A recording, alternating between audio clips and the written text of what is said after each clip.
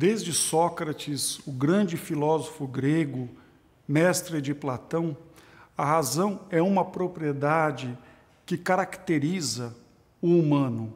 A razão seria essa atividade cognitiva, logicamente bem disciplinada, disposta a não incorrer em contradição, incoerência. Além disso, a razão nos auxilia a levantar questões que poderiam ser chamadas de grandes questões filosóficas. Eu trago aqui alguns exemplos. Como você sabe aquilo que você acha que sabe? Essa é uma pergunta interessante para que você faça quando você acha que alguma coisa é clara e distinta, que alguma coisa é certa e indubitável. Levante essa questão: como eu sei aquilo que eu acho que sei? Qual a relação entre a mente e o corpo? Seria uma segunda pergunta. O homem possui livre-arbítrio ou o homem é determinado pelo destino? Existe a justiça em si, por si? O que é a felicidade? O que é a piedade? O que é a beleza? Veja que todas estas são questões de grande relevância. Eu costumo dizer o seguinte, que aprendi muito mais com as dúvidas dos filósofos do que com as certezas daqueles que acham que sabem. A dúvida pode ser uma faísca para uma grande fogueira reflexiva.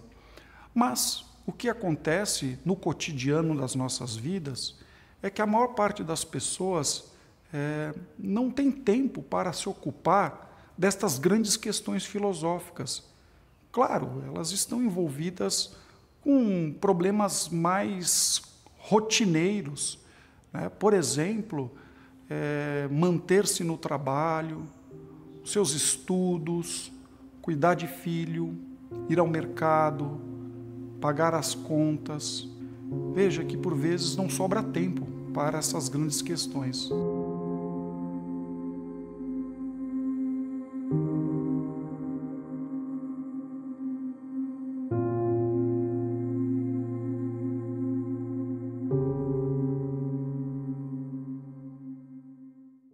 No entanto, há problemas filosóficos que, seja qual for a condição de uma dada pessoa, eles irão nos afetar. São questões que nos tiram do nosso sono cotidiano, aquele sono que, por vezes, a rotina nos impõe. E quando isso acontece, a existência se apresenta de forma dramática. Há um pensador chamado Albert Camus, ele escreveu uma obra chamada O Mito de Sísifo, e nela ele traduz esse caráter trágico da existência. Assim diz Camus, aspas, acordar, bonde, 4 horas de escritório ou fábrica, refeição, bonde, 4 horas de trabalho, refeição, sono, segunda, terça, quarta, quinta, sexta, sob o mesmo ritmo. Este percurso que segue sem problemas na maior parte do tempo. Um dia, o porquê se levanta e tudo começa dentro de um cansaço tingido de espanto. Fecha aspas. Quando isso acontece, percebemos então uma cisão entre os nossos desejos e o mundo, entre a nossa vulnerabilidade e a violência indiferente do cosmos. Diante desse quadro, nos sentimos perdidos, por vezes paralisados. É nesse momento que a razão se apresenta enquanto consciência de si. Albert Camus, ele diz o seguinte: começar a pensar é começar a ser atormentado.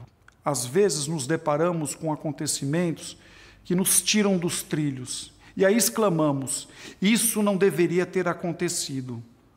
Quando fazemos essa exclamação, estamos diante do mal. Veja que o que a gente percebe é que o mundo não obedece os nossos insignificantes desejos. Há uma cisão entre a razão e o mundo. E essa cisão entre o mundo e os nossos desejos me faz pensar que talvez o termo cisão seja o mais característico daquilo que poderíamos chamar de modernidade. A palavra cisão, na sua etimologia, vem da palavra grega crisis, que significa corte, ruptura, separação, distinção, cisão. É certo que no advento da modernidade, muitas cisões surgiram.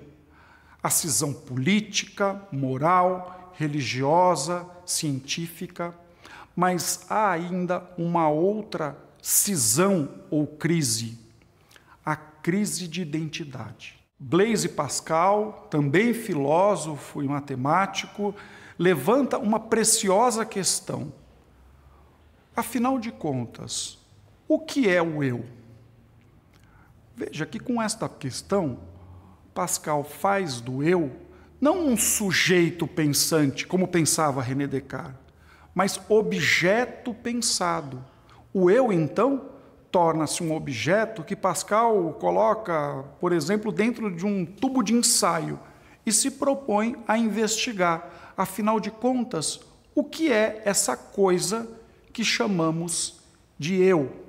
É interessante que o Pascal também sublinha que, por vezes, constatar a existência de algo não significa necessariamente conhecer a natureza dessa realidade. Imagine só, você se coloca na janela do seu prédio ou da sua casa e começa a ver as pessoas passando para lá e para cá. Veja, você reconhece que essas pessoas existem. Você consegue enxergar a silhueta, as formas dessas pessoas, mas você não pode dizer que as conhece, que conhece a natureza dessas pessoas. Imaginemos então a hipótese que o eu seja a beleza de alguém. E o Pascal se pergunta, quando eu amo a beleza de alguém, eu amo este eu que não muda, que é imperecível, que é sempre permanente? Pascal diz, uma pessoa pode perder a beleza e continuar sendo uma pessoa. Portanto, o eu não está na beleza. Suponhamos então que agora o eu esteja vinculado à inteligência de alguém. Pascal vai dizer que esta pessoa pode perder a inteligência, por exemplo, por meio de uma doença, e mesmo assim a pessoa continua lá.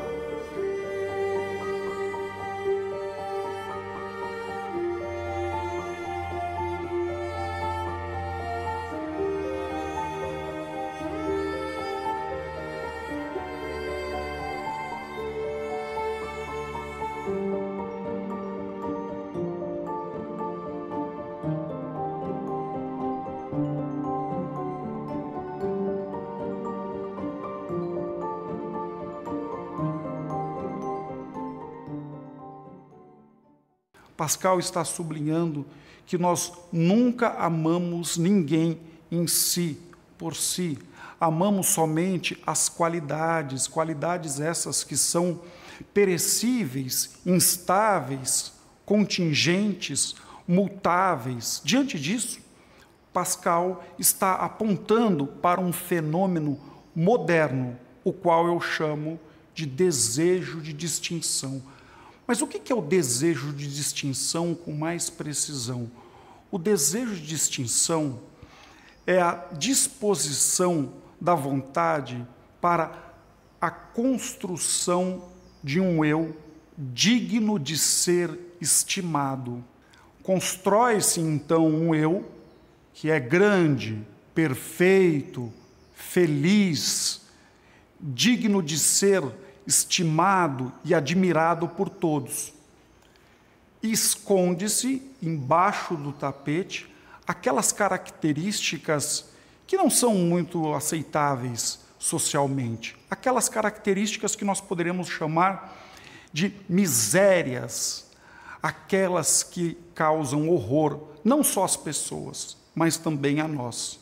Diante disso, inventamos uma máscara e publicamos essa máscara. E repetimos tantas vezes, né, a figura dessa máscara, que com o tempo não só enganamos as pessoas que nos olham, mas com o tempo acreditamos que somos aquela máscara que nós inventamos.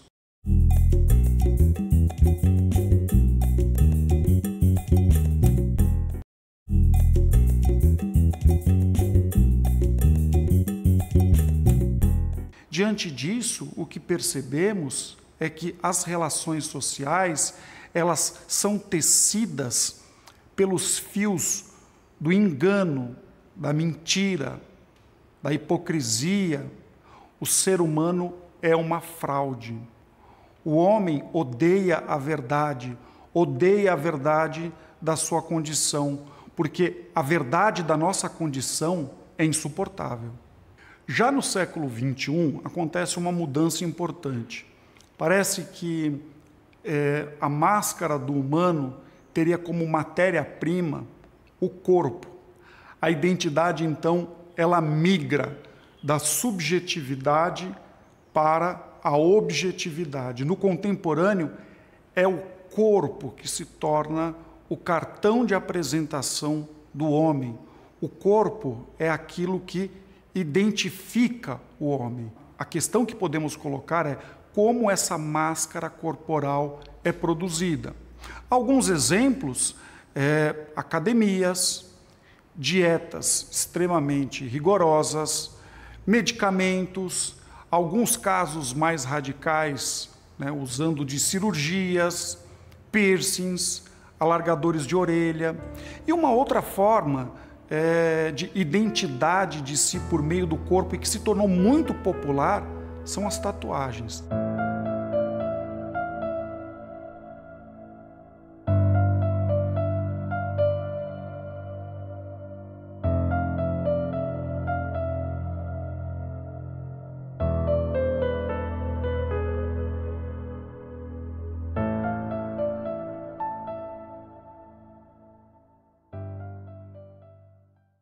O que seriam todos esses fenômenos, senão uma tentativa de produzir identidade por meio do corpo? No século XXI, surgirá uma das formas mais refinadas de distinção de si: as mídias sociais. As mídias sociais tornaram-se a extensão do corpo, o lugar onde o desejo de distinção esculpe um eu. As mídias sociais cindiram o mundo entre o virtual e o não virtual. E, como consequência, também cindiram o eu não virtual e o eu virtual. E aí há de se perguntar: qual eu é o verdadeiro?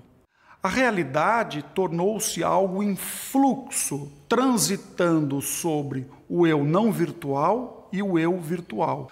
O desejo de distinção desacelera essa realidade em fluxo e fixa o conceito de realidade à realidade virtual. O que é o real? O real de nossa condição torna-se o virtual. O virtual é aquela máscara que eu crio, que eu produzo e eu apresento para as pessoas por meio das mídias sociais.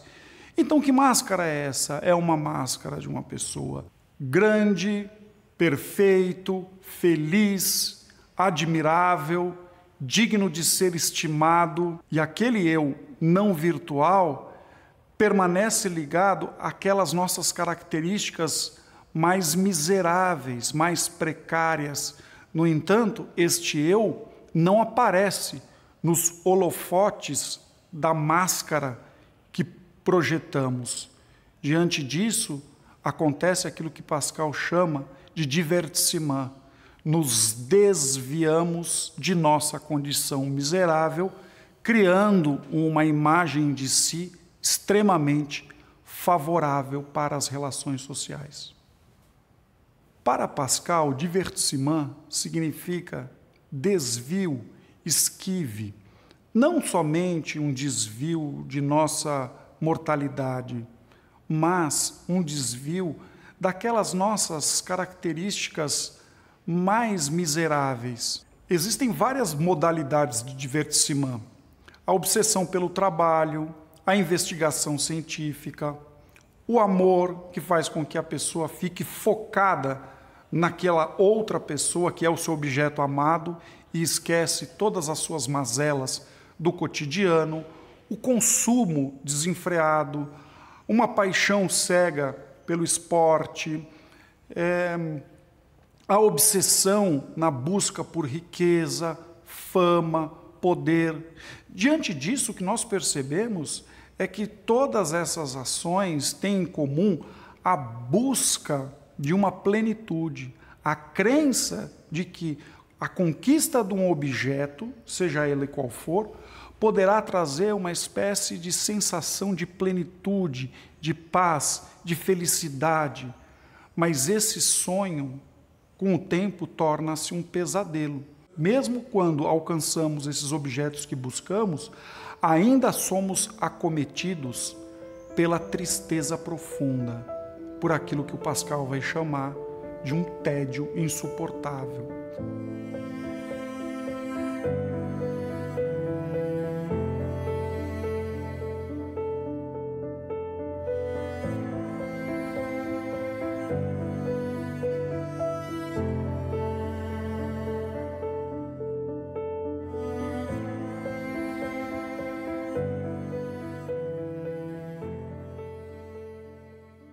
Nosso desejo de distinção, de inventar uma imagem falaciosa de si, é dilacerado pelo tédio. O tédio nos aproxima de nossa real condição, por vezes frágil, vulnerável e irrelevante. Mas é o desejo de distinção que move o humano no século XXI. E quem percebeu isso com muito cuidado foi o marketing.